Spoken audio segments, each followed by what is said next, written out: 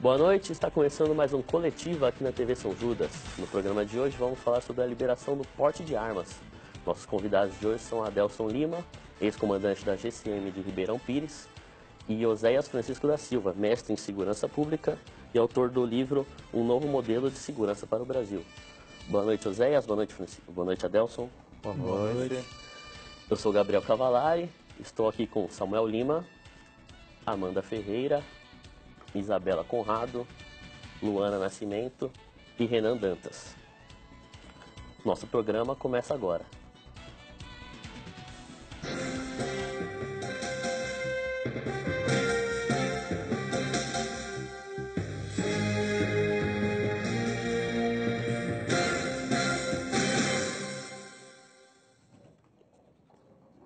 Antes do início das nossas perguntas, vamos com os repórteres Bianca Aparecida e Gustavo Lima, que foram às ruas para saberem a opinião da população sobre o assunto da liberação do porte de armas.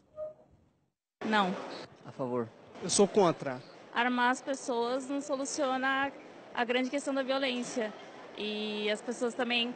Eu sinto a população brasileira um pouco reativa, violenta até, especialmente na internet, né?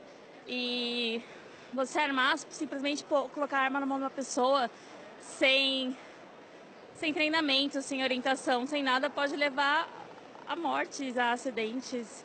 Não acho que é a solução. Acho que a gente não está preparado para esse tipo como é que fala, de objeto dentro de casa. Eu acho que é um objeto extremamente inseguro de se ter. Porque num momento de raiva a gente pode pegar achando que está tudo bem, no momento de surto que a gente tem, e de repente começar a atirar para lá e para cá. Eu acho que você precisa ter um preparo para tal. Sou contra porque tem muita gente que tem aquela arma ilegal e faz uso indevido, entende? Eu acho que para ter uma arma precisa ter um treinamento todo, precisa ter uma parte psicológica bem estável. E assim, tem muita gente que não tem. Teve aquele caso daquele homem que matou os foliões, né, do carnaval, aquele frentista, e ele não tinha porte, não podia ter e ele tinha. Só que ele não tinha controle daquilo, então ele acabou matando muitos inocentes, então eu acho que não podia ser para todo mundo, sabe? Porque nem todo mundo sabe usar. O Brasil não está preparado para isso e a gente pega como exemplo países que são liberados, que a violência é muito mais alta e é países de primeiro mundo. Então eu acho que não, aumentaria muito mais a violência. Para uma pessoa que tem, vamos dizer assim, uma consciência dos atos dela, eu acho que eu sou a favor. Desde que seja, tipo, teste psicológico, entendeu? Todo esse processo. Minha primeira pergunta vai para o Oséias. Um dos critérios para você conseguir o porte de armas na atual lei no Brasil é o teste psicológico, acompanhado de um psicólogo eleito pela Polícia Federal. Você acredita que esse teste psicológico é preciso, é eficiente ou ele não é necessário? Olha, o preparo psicológico, tanto quanto o preparo técnico, eles são fundamentais para preparar minimamente o cidadão, a cidadã que queira se credenciar a ter um porte de arma, né? Eu acho que não dá para prescindir desse preparo, mas não são suficientes apenas o preparo psicológico e o preparo técnico. Tem outras variáveis que interferem na estabilidade emocional e também o próprio acompanhamento técnico de quem vai portar uma arma, que é um instrumento que é letal, pode provocar ferimentos e morte de pessoas, inclusive na própria residência.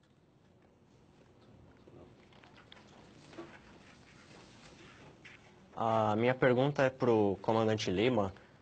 Como foi dito na enquete, a principal preocupação de quem foi entrevistado é com relação ao comportamento do brasileiro. O brasileiro é relativamente agressivo, talvez sem educação. O senhor acredita que com essa liberação do porte de armas, isso aqui não serviria para aumentar a criminalidade, não viraria um bang-bang, algo do tipo? Bom, primeiramente boa noite, né? Queremos aqui agradecer o convite, né? Estar aqui com os senhores. É um tema delicado, referente aí à questão do desarmamento. Eu sou a favor que as pessoas de bem, as pessoas preparadas, as pessoas capacitadas, elas têm o direito de usar sua arma. Porém, hoje a lei ela não permite, mas nós torcemos que isso venha mudar, né? Quanto à violência, não é só uma arma que traz a violência, porque se você tiver uma pessoa preparada, uma pessoa capacitada, fiscalizada, esse que é a questão maior, tem que ter a fiscalização. Mas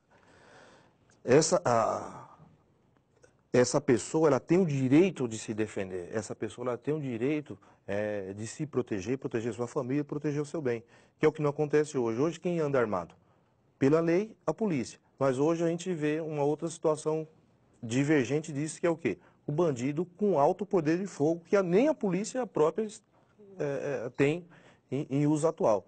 Por que que a gente defende o uso, né? Essa é a minha opinião, não sei o Oséias, né? Eu acho que ele também é a favor, mas tem algumas divergências. Um exemplo que eu vou te dar. Eu tenho uma propriedade rural, correto? O marginal, ele não sabe quem está armado. Ele não sabe quem está armado. Então ele vai pensar 2 vezes em invadir aquela residência e roubar, que é aqueles pequenos roubos, pequenos furtos que acontecem, né? A gente teve até caso, né, onde eu trabalho, de casos violentos, inclusive com sequestro da família inteira. Isso ocorreu faz uns 2 anos atrás. Se a pessoa, né, que era vítima tivesse uma arma, ela poderia ter tentado se defender. Agora, como que ela vai se defender de uma arma, de uma agressão? Ela não tem como defender o patrimônio, o bem maior que é a família dele. Então, eu acho que as pessoas bem preparadas, bem qualificadas, têm condições de fazer, né? Porque o policial também, antes dele ser um policial, ele é uma pessoa comum, né? Porém, ele tem um preparo, tem uma técnica, ele passa, né? Hoje a Guarda Municipal, ela passa por exames psicológicos anualmente, treinamento periódico. E por que as pessoas de bem também não podem ter esse treinamento também? Então, nesse... Eu quero só fazer um comentário na tua fala, se me permite. A questão no país, de fato, há uma cultura da violência enraizada, uma questão estrutural na sociedade brasileira.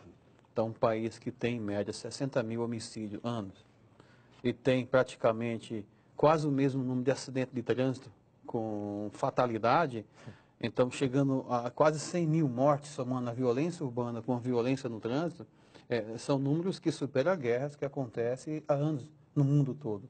Então, existe essa violência em potencial enraizada na cultura do povo brasileiro. Não se tem ou não se procura construir métodos pacíficos de resolução dos conflitos. Geralmente são via violência mesmo. Então, se não trabalhar essa questão cultural e você acrescenta o armamento em pessoas não preparadas, não equilibradas o suficiente para aportar o seu armamento, pode potencializar fatores da violência.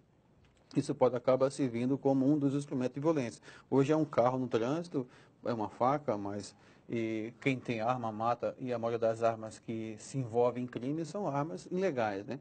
Uma parte não muito significativa vindo do setor legal, que são armas das polícias, que são roubadas, furtadas, são perdidas, que acaba caindo na mão da criminalidade.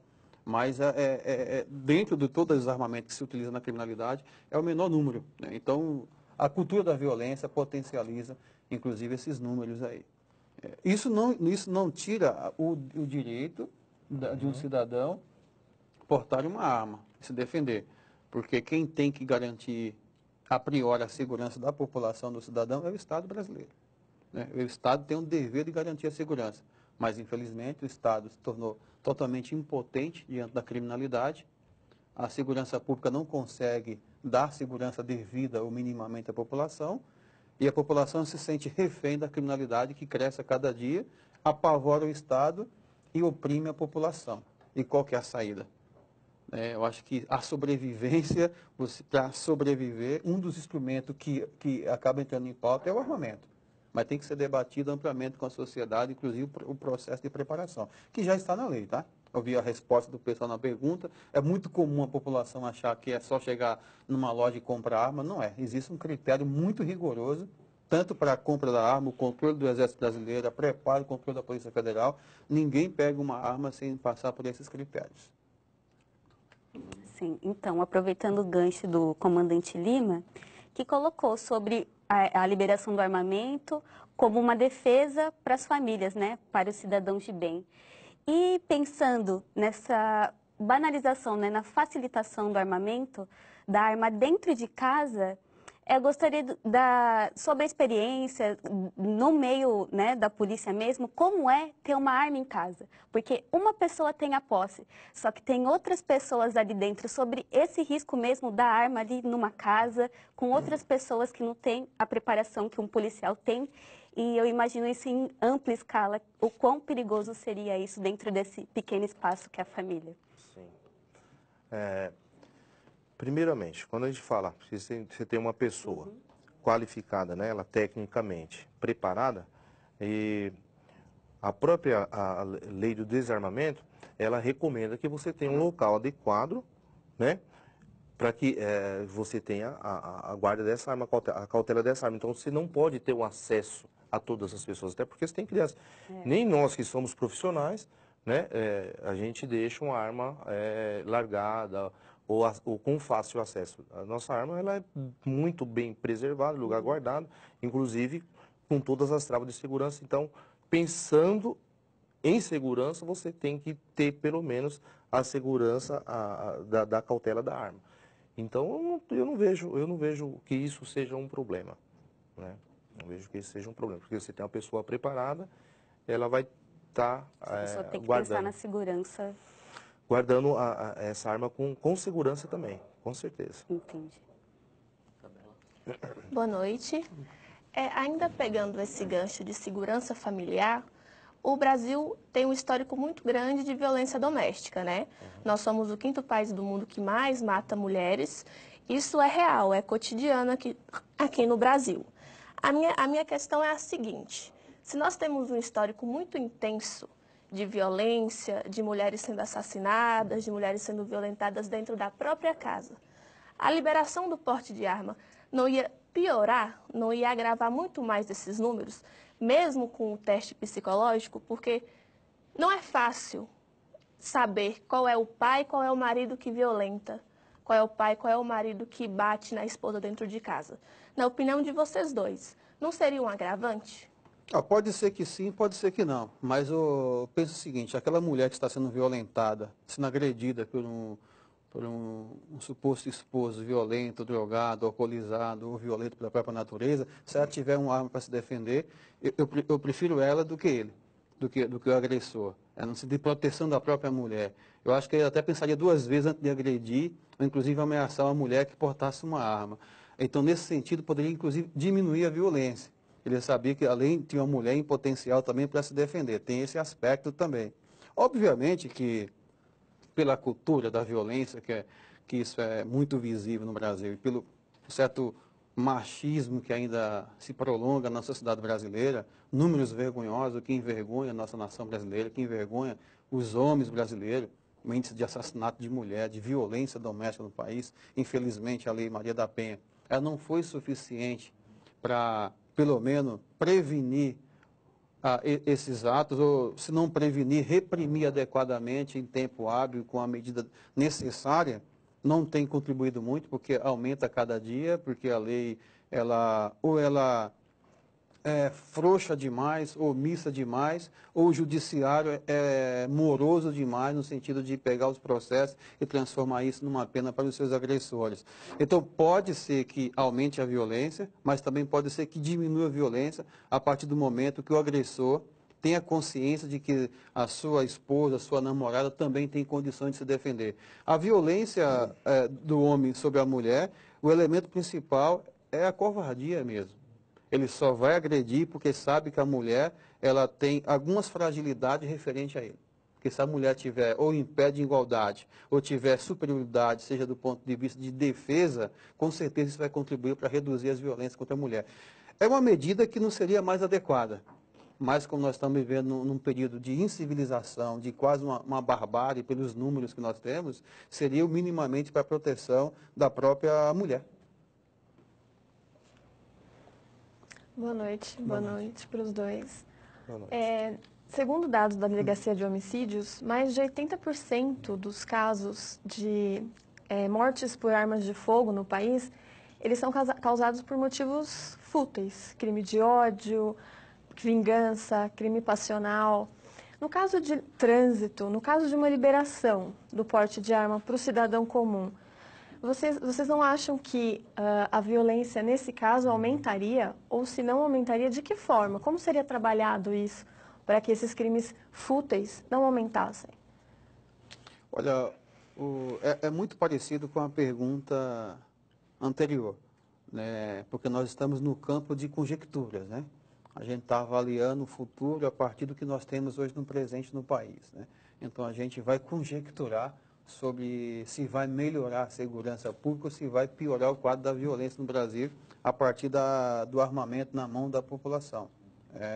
Eu acredito que, se vier a liberação, seja por meio de uma lei que revoga a 10.826, ou seja, pela própria reforma da 10.826, colocando para a população, ampliando o direito da população, porque hoje a população já pode se armar. Né? Já existem critérios, né? O direito já está na 10.826. Obviamente que como existe uma política do desarmamento, a própria Polícia Federal coloca diversas dificuldades para a população não se armar. Não só a polícia, às vezes até um profissional de segurança pública que quer se armar encontra dificuldade por conta de orientação de alguns delegados superintendentes que têm o direito constitucional de avaliar esses pedidos de armamento, de posse de arma.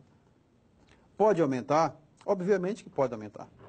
Nós temos uma sociedade que tem uma violência latente, potencial, que qualquer situação, qualquer uma fechada no trânsito, qualquer uma briga, discussão no trânsito, pode acirrar os ânimos e pode chegar numa morte, numa violência, como já acontece hoje, com arma branca ou com o próprio carro. A gente assiste vídeo diariamente que um cidadão joga o carro por cima do outro, ou seja, quem quer fazer algo, quem tem a violência em potencial, o instrumento é o que menos importa, ele vai utilizar o que tem na mão naquele momento para alcançar a sua finalidade, seja o próprio carro, seja uma arma branca, ou seja qualquer outro tipo de instrumento para agredir, ferir ou até tirar a vida de alguém. Então, o armamento poderia potencializar, sim, mas também poderia dar àquele que vai ser vítima a possibilidade de se defender. Ou pelo menos, quando alguém for agredir, alguém que vai ser vítima, sacar sua arma totalmente preparado, vai recuar. Ou vai pensar duas vezes antes de prosseguir no seu ato de violência. Não necessariamente você precisa pegar a sua arma e já atirar para revidar a injusta violência. Mas se você pegar a sua arma e mostrar para o infrator que você tem condições de se defender e que você vai se defender em caso de ele prosseguir na agressão, isso pode servir como um fator inibidor, inclusive. Ele vai inibir aquela violência e a situação vai transcorrer dentro da normalidade. Pode ser isso. Agora, se houver o impulso de já puxar o gatilho, pode aumentar a violência, obviamente, né? Mas tudo faz questão do preparo psicológico e do preparo técnico que a lei exige. Minha pergunta vai para o Lima. Lima, então qual seria, suponhamos que o porte de arma seja liberado, né? Quais seriam os critérios, na sua opinião, até eu estendo para o Oséias também, quais seriam os critérios para você liberar e ao mesmo tempo ter o controle dessas armas, para que as armas não caiam na mão dos criminosos, sim da população de bem? Quais seriam os critérios pontuais, na opinião de vocês, para fazer essa realização da venda? Eu acho que primeiro ponto, além da qualificação, além de você estar fazendo exame periódico, né, anual, ou isso pode ter ser revisto para as pessoas, né, que nós chamamos de paisanos, que é no caso civis, né, e não é a polícia, eu acho que deveria ter um critério maior dentro da lei. Criar uma lei específica dura. Por quê? A pessoa vai pensar duas vezes, né, antes de sacar uma arma e tentar fazer alguma coisa. Porque se a coisa é fácil, então fica banal. Então, se tiver uma lei dura, que é o que estão tentando fazer, né, com a lei seca, né? Você vê, cada vez vai incrementando, os acidentes vai extrapolando os limites, né, de fiscalização, e a mesma coisa vai para o armamento. Então, você tendo uma lei dura, né, um crime hediondo. Então o cara vai falar, eu não posso pegar minha arma simplesmente e efetuar um disparo, ou em vão, né, ou em risco a uma vida, né? Por quê? Porque eu tenho uma lei dura que vai me prender e vai me penalizar.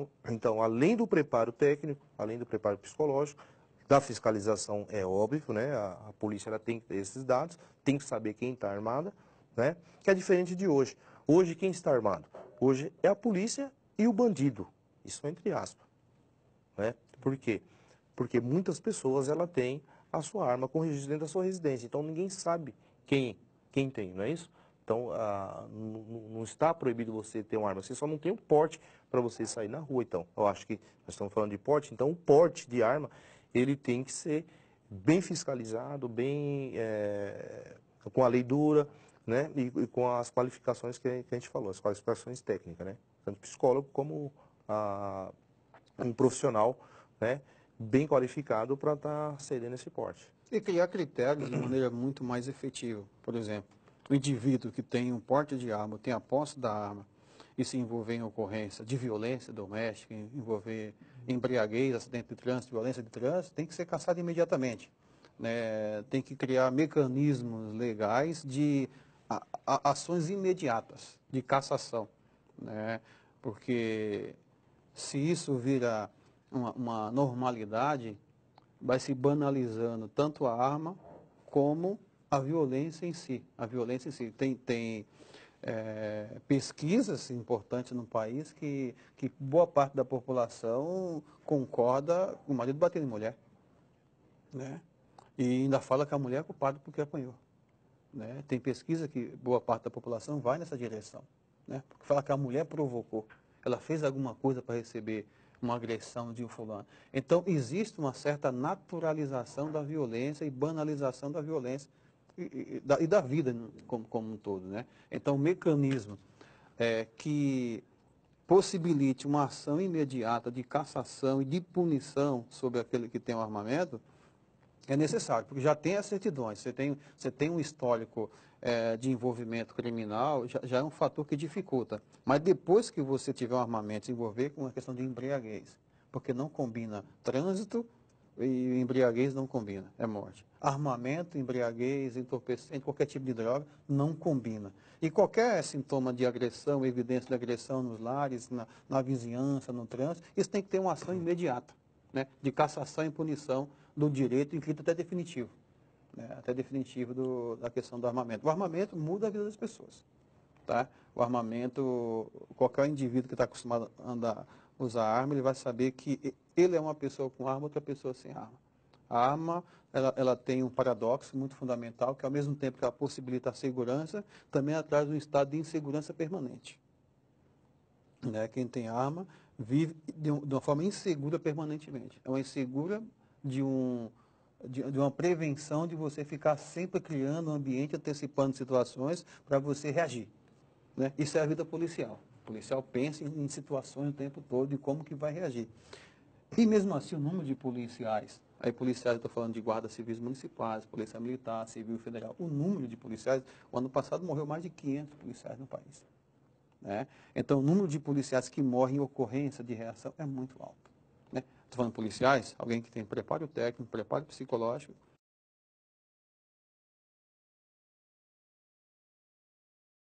E muitas ocorrências sendo covardemente abatido pela criminalidade.